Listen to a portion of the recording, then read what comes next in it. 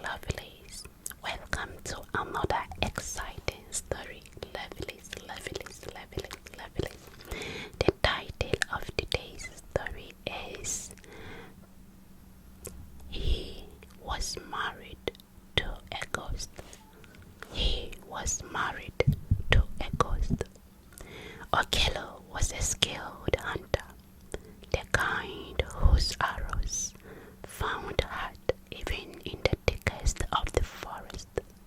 He lived alone, content with rustling of trees and the songs of the wild birds. But his heart was restless, longing for something he could not name. One evening, while chasing a wounded antelope, he stumbled into the Kilala Grove, a sacred place the elders warned never to enter at dusk. There, shrouded in white mist, stood a woman. Her skin glowed like river stone under moonlight. Her eyes, deep pools of sorrows and secret, met his. She spoke only one word, stay, and he did.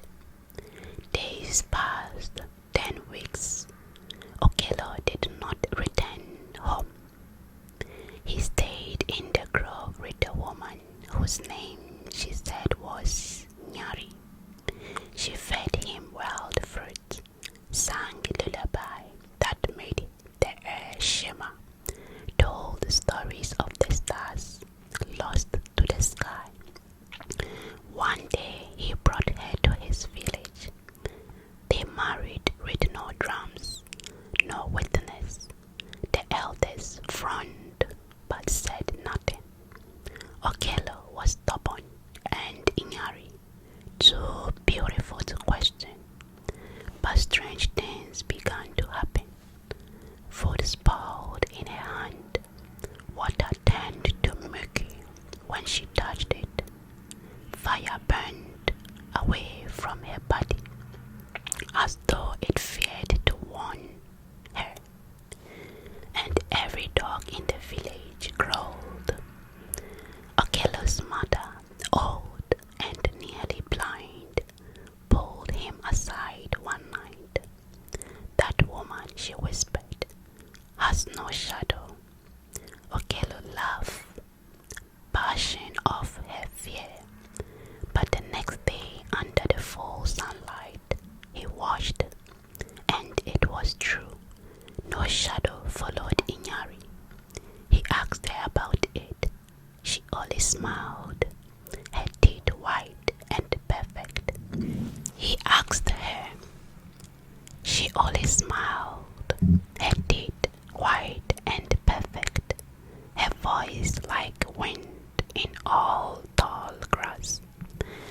Some things are not meant to be seen, she said. The village riots. Mama Jaka called a gathering one night. She banged her old cracked drum and spoke in riddles. The dead have their place. The living must not steal them. When a tree grows from a bone, it bears no fruit. And when a man wets a whisper, he will wake in silence. The village murmured. Some avoided Inyari. Others watched her from corners, marking signs of protection in the dead. Still, Okello refused to believe. He loved her, even when he noticed she never blinked, even when her footsteps never sank into the soil, even when she disappeared at night and returned with leaves tangled in her hair, leaves from gravesites. Evening, Okello followed her. She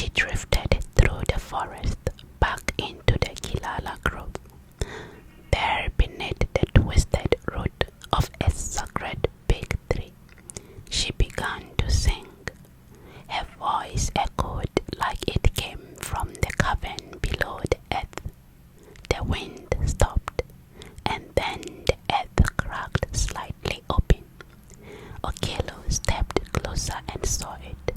A grave, fresh, fresh, untouched by time. On the headstone, Inyari, daughter of river. Inyari, daughter of the river, returned to stone. His breath caught. Inyari turned slowly, eyes glowing pale blue. I did not choose to return. I was called. Okello shook his head. By who? By your loneliness. She walked towards him, body flickering like candle's flame. You wanted love. I gave it. But love from the dead demands a price. He stepped back, trembling. You are not alive, she nodded. And you were never truly blind. That night, Okello returned to the grove one last time. He carried a calabash filled with river water, sacred ash from the elders' hut, and the griot's drum. He poured the water on her grave, beat the drum thrice, and whispered, "Return, beloved, not because I do not love you, but because love must rest."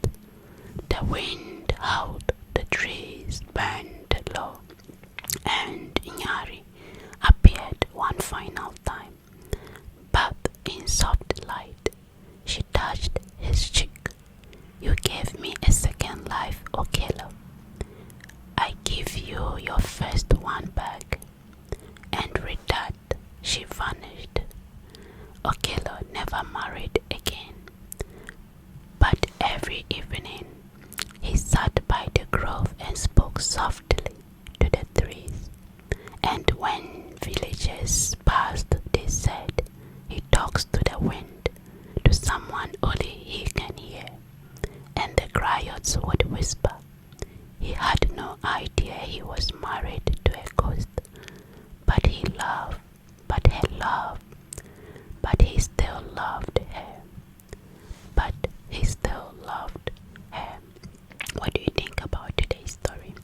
Thank you for making time to watch or to listen to this particular story. And good night to you. Good night. Have a peaceful and wonderful sleep.